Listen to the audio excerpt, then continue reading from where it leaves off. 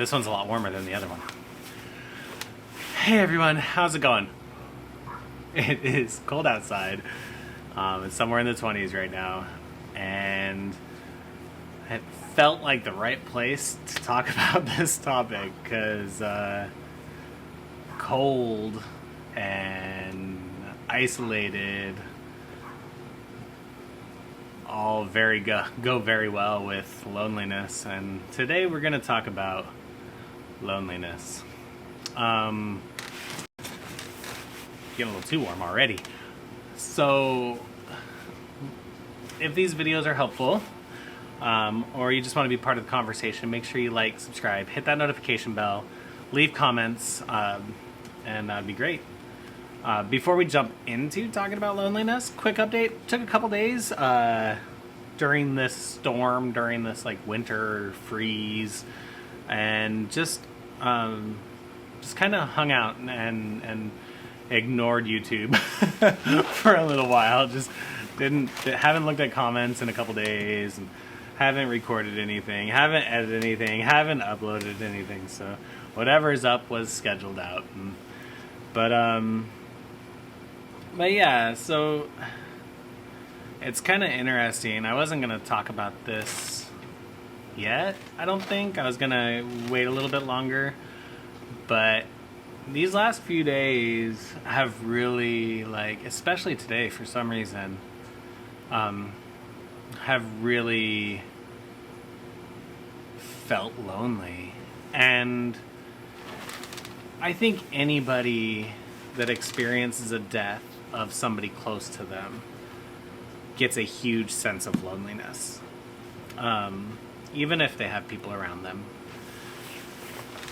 I think for those of us that are grieving the death of our partner, of our person, and I say partner because it doesn't have to be a spouse. It could be a boyfriend, girlfriend, fiance. It could be a parent if that was your person that you were with and around and confided in and looked up to and needed. So it doesn't have to be necessarily a spouse. But the loneliness with the death of a spouse is different, I think. I'm assuming, I should say. Because there's more to that relationship than confiding in them, than daily hugs even.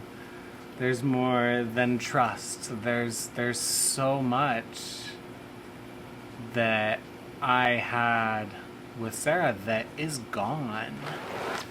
And that makes for a really, really, really lonely feeling. And it's a loneliness that, and I'm not talking like sexual at all, but it's a loneliness that your kids can't fill, your friends can't fill. Nobody else can really make that loneliness go away so easily, and it hurts and it sucks, and it's cold and it's lonely.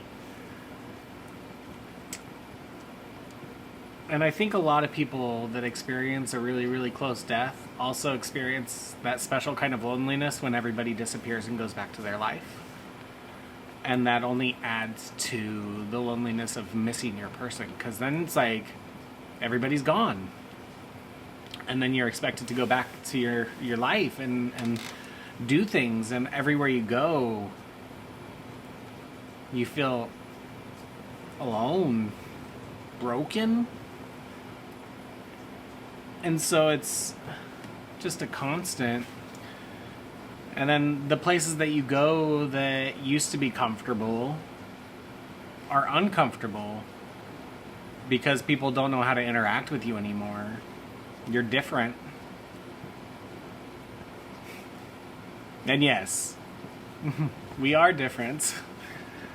I won't deny that. Everything, not everything, but so much about me has changed over this experience, and it's continuing to change. But the looks from people that know that your person died, the sadness, the awkwardness, the small talk. And then there's the how you doing, and having to be like, good, how are you? And it's like, yeah, I could be like shitty all the time. I don't feel shitty all the time. It's not the case, but when somebody asks how I'm doing, it's like just going through the motions, just being kind, just being polite. And that's a lot of life outside of my home is like that, I think. But yeah, so back to loneliness, it all kind of goes together. But there's just this, like, everybody disappears. And I found that in, like, my grief groups, in Facebook, and it, you know, it seems to be this weird phenomenon. Like, people are there and then they're not. And so I'm still trying to figure that one out. I was never a super social person to begin with. And I don't intend on being a super social person now. But some of those relationships that you start to build through trauma and whatnot, or that you thought you had, and then they just kind of go poof in lots of different ways, or they just disappear and you feel like ghosted. I guess there's another way to ghost somebody, I guess. Shit. And so there's that kind of loneliness.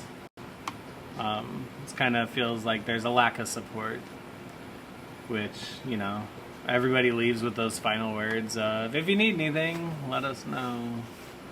And from what I've heard, it's pretty common. But the other loneliness, that loneliness of somebody you can confide in, somebody you can share your love with, share your day with, share your experiences with, share your everything with. When that disappears, and then there's different standards by everybody that has stayed in your life on whether or not you should date or make friends or anything like that.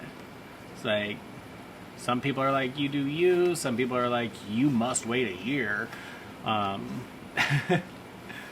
My counselor says only you know, so I appreciated that, because I do want to have someone to share my life with again. And that's as simple as that. But then there's the whole idea of dating, which I've never done.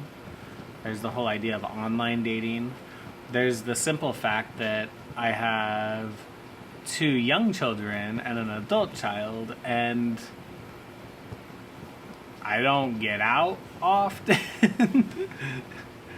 And even with divorce, and especially with death, it's recommended that if you do meet somebody and it becomes serious, that you don't share them with your children until after 6 months, just so you have a better idea of that relationship's solid. And even that is, you know, scary, because you don't want the kids to meet somebody and build these relationships and then it all fall to hell. And so there's so many things that kind of go into building a relationship, a romantic relationship, that it's just kind of terrifying and exhausting to think about, and seemingly unrealistic. And we aren't able to get out too often. Meeting people is hard in real life, so it's just it's a very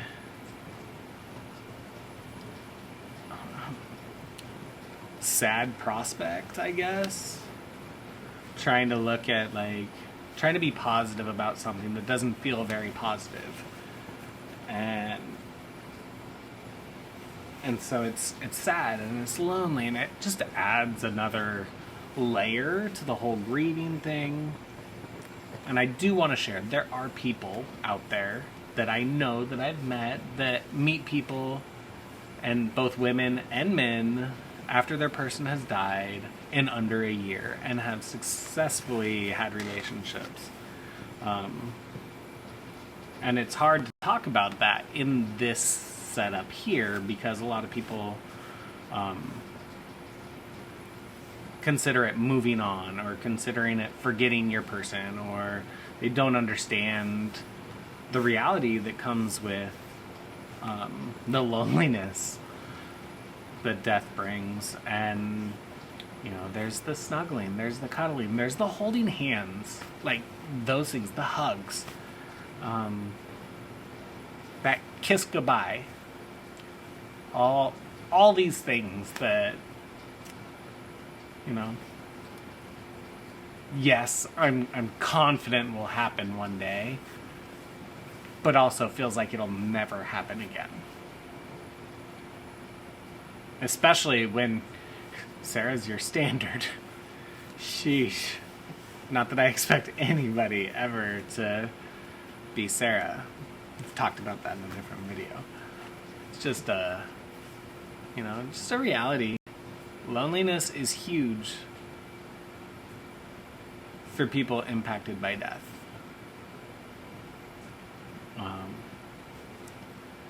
And I think some of us get used to it, and I think there are many people that feel that they will never love again. I've also seen a number of people that felt that they would never love again, and then they met their next person, and it's good. But I'm definitely not sure how all that works. Sheesh, I've never dated. I wouldn't say what Sarah and I had was dating. We kind of met that night, and the rest was history. Yes, we went and did lots of adventures, but I feel like that was just, the fun that came along with our relationship versus the dating to try and get to know somebody.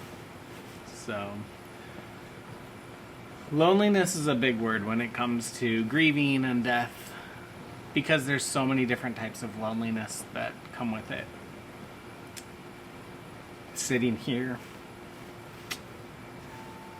with his fire is lonely.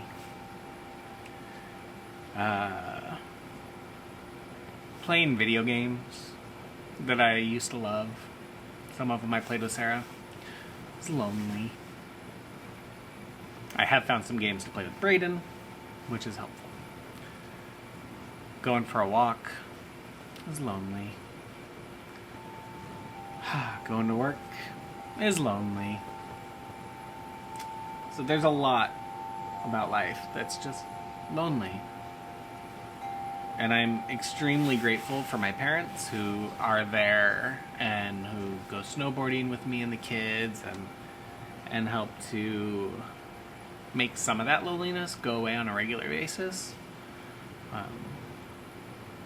And I'm thankful for YouTube because I am able to utilize comments and kind of extinguish some loneliness from this community. And most of all, I'm thankful for my kids because they keep me freaking busy. And while there's much loneliness that they can't change, they can definitely distract my mind from some of that. So, have no fear. I'm quite happy in my life. And I know I'm okay. And I know it's okay that I feel this way. And I mean, only the future will tell. Time, all that fun stuff, right? Common theme, time. But I wanted to get on here and share this because I know that I see a lot of people feel this way. And I feel like, especially when I did my first video talking just about love, I saw a lot of judgment towards people that feel this way. And I wasn't even talking about this kind of loneliness. And I got judged for it. And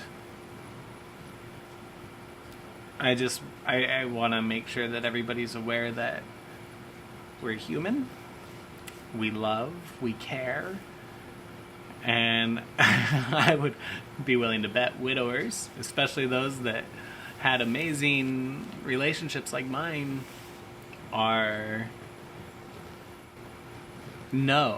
they know what the best kind of love is. And they ended,